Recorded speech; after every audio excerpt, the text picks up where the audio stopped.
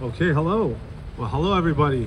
Hey. Everybody, all of you individuals, we all bring something important and we're all very absolutely beautiful people. Everybody, hello everybody. So Tanshi. Tanshi means hello in Michif, which is the native language of the Métis people.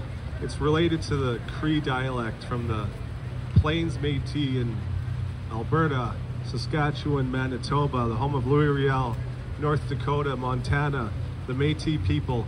Tanshi, everybody, hello. Tanshi. I'd also love to reiterate that we are currently hosting on the ancestral territories of the Musqueam, Squamish, and Tsleil-Waututh nations. So we'll thank them very deeply for allowing us to host this event here. Thank you so much to the Musqueam, Squamish, and Tsleil-Waututh nations. Give it up, let's hear it. We're welcome here on their land, so we're grateful. Thank you very much, Creator. I'd love to thank BC People First for bringing us all here. Without them, this would not happen. So let's give it up and let's hear it for BC People First. Yeah. Let's go. Spencer, the entire team, thanks for coming out. Without you guys, we're not here, so that's awesome stuff. Thanks so much. And let's give it up for you guys for showing up on a beautiful day. I know for a fact, firsthand, it's not that simple to get out and about because of accessibility issues. That's why we're here today, gathering to galvanize our voices as one, because as one people, we're stronger together, and we can do this. So that's why we're here, people. Thank you for coming out. Yeah, we come together because we are stronger as a unit, as one galvanized people, one force. One or two people can get the job done, but if we have 100,000 voices speaking up, then we cannot be ignored any longer. So we need to keep this momentum going. Let's do this. Okay, so for those who might not have met me yet, my name is Mark Stockbrooks. I'm a stroke survivor. I made it, yeah. So my diagnosis is I now am triplegic. Tri meaning 3, so I'm paralyzed in both legs, 1, 2, and my arm. So 3 limbs paralyzed. I'm triplegic. Thank God I have one that's still working, and thank God I can speak because I use my voice to speak up in defense of others that maybe literally cannot speak. So I'm privileged to have a voice, and I use it as an agent for positive change for my community and the underserved and the underrepresented. People just, they want to help, but the problem is they're not aware. And that's where it all starts, is with education, raising the level of awareness, because that's where real change will start to happen. And we need to share this message. Bring this back to your families, brother, sister, 10th cousin, great uncle if he's still around. I hope he is, because I heard he's a nice guy.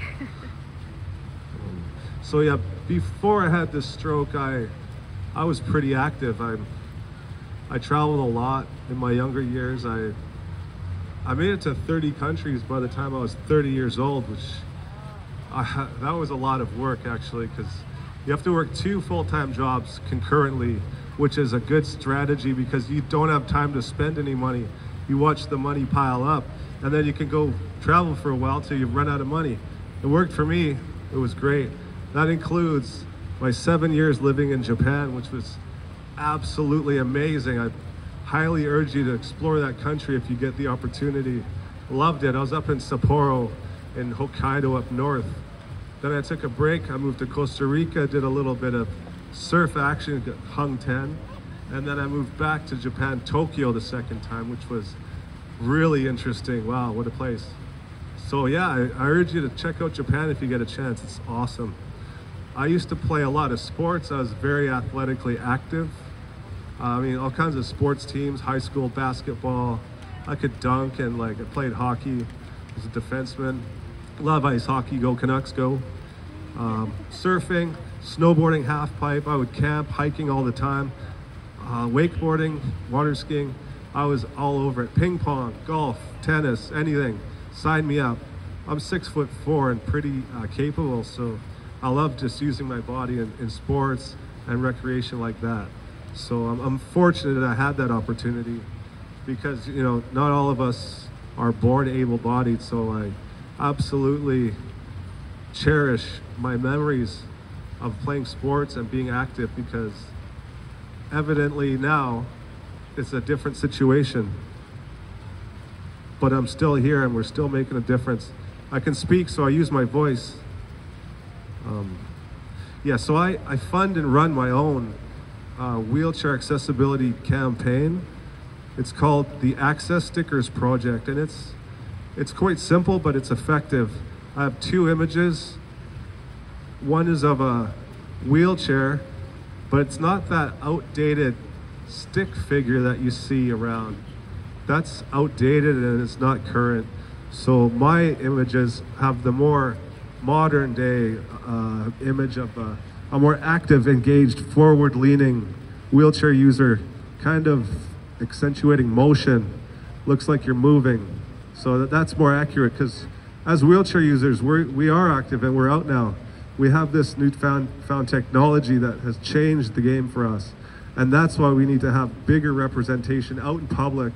We need better access to the outdoor space and indoor space, because it's much different now that we have these power chairs. We have locomotion, we can get around. There's wheelchair accessible taxis, there's options. So we still need to keep pushing though, guys. It's okay. But good enough is not good enough, honestly. We need to keep on pushing. We can do this. It works with awareness and speaking up with a strong voice, very assertively, confidently, but diplomatically. People they want to do the right thing, honestly, they do. But they don't even know that there is a problem, unless you know somebody who's in a wheelchair or has a walker or a scooter or any kind of mobility assistance. Then it doesn't register, it's overlooked, and that's understandable, because I was able-bodied once, and geez, I never thought to look at the ground and notice, like, okay, a 2-inch ledge or a lip like that'll exclude people with wheelchairs and unsteady walking gaits, and it's a dangerous hazard, and you're already compromised. Honestly, we can't afford to have any further physical limitations set upon us by hazards in the built environment. So my sticker campaign has 2 stickers. Access Hero, like I said, it's a green image, means go. That's Access Hero. I'll put that up at locations that have, in particular, push to open buttons or heat sensor opening devices, which are the preferred method, by the way. When you're campaigning and advocating in your neighborhoods and communities, approaching businesses, I highly advise promoting the heat censored door openers, because they're touchless, and people with limited hand function, you don't need the strength to push. You just wave your hand in front of it. It's like magic. It's like we're living in the future, guys, and the time is nigh to keep this ball rolling. So just to actually, I'll demonstrate the images that I've created for access stickers. So the first one is Access Hero. This goes to the businesses, the corporate citizens of the community who actually care, who actually put effort into including us and keeping things safe and reasonably easy access to enter, exit, as well as, I can't stress enough, wheelchair accessible washrooms, guys. That's a non-negotiable. Like, come on, right? So if a place, an establishment, luckily I have the opportunity to go out quite a bit. I live here in Vancouver. Lots of opportunity for entertainment, lots of friends and bands, do a little stand-up comedy with friends, hit up concerts, plays, drama, all the arts venues, love it big time. And through that, I can also spread my message. So I'll check these images out. Access Hero goes towards buildings, owners and proprietors that choose to make an effort to include us. The image looks like this. Access Hero. If you see this in your neighborhoods, at a bar, restaurant, theater, pub, live music venue, comedy club, if you see this, it's an indication that they are making a difference. They are giving us effort to include us in their space with things like automatic door openers, heat censored door openers, wheelchair accessible washrooms, tactile, braille, etc. These are for the good guys. These are for the Access Heroes, and we want to grow this movement. We want everybody in the world to become an Access Hero. That's the plan, guys. So once we keep our critical mass and we'll get the ball rolling, this will only grow and spread. It will go global. It will become an international symbol that demonstrates people who care about people with disabilities and make concessions, make an effort to help us out, help include us, because that's what it's all about, is inclusivity. We're stronger together, so let's not separate ourselves. That's for the good guys. Access Hero, corporate citizens of the world. We've got to big them up, big them up. Let's hear it for the Access Heroes. Yeah, give it up. Let's hear it. We love the Access Heroes, and we want everybody to become an Access Hero worldwide. Unfortunately, not everybody gets it yet. Yeah, not yet, because it's still early in this game, guys. We're early in the awareness process. It's a big fish to land. So especially it's concerning when I see things that are physically hazardous, because as I mentioned before, a lot of us are already physically compromised, and honestly, I don't like to complain, but it can be an uphill battle sometimes. That's a fact for many of us, and we don't need to be physically compromised any further. So if I spot something that's potentially dangerous, I'll have to call them out. And you know, it's unfortunate and it's a shame. It really is a shame that you have to draw attention, sometimes in a kind of less than complimentary way, I'll say that. So I've got another one that I put up. It's called Access Zero, and this goes to places that I just want to draw attention to potential hazards for fall risks, or you can get stuck in a door with those dang hydraulic door closers. You guys know those hydraulic little hinges on a door. They'll close, so they can slam you with your wheelchair and like hammer your hands. I've had that happen. Glass is also a concern. Those glass heavy doors with the door closers, if you smash those, oh man, could be some bad news, and we don't want bad news, guys. We just want the good news with the Access Heroes. So unfortunately, I do have to let others know when there is a dangerous situation with the Access Zero sticker. It looks like this. It's got a wheelchair user. Unfortunately, this poor individual must have come across something hazardous and sketchy, super sketchy, because they're like, wow, falling backwards, and their mouth is open, and they're wiping. They're gonna bail hard. Not cool at all. So that is just another symbol, a visual to let people know, like, watch out, be careful, and also it will spread word to proprietors and owners. I also would like to mention that using Yelp is a great tool to let businesses become aware of any improvements that they could make in their propriety, in their premises, because business owners absolutely do pay attention to Yelp.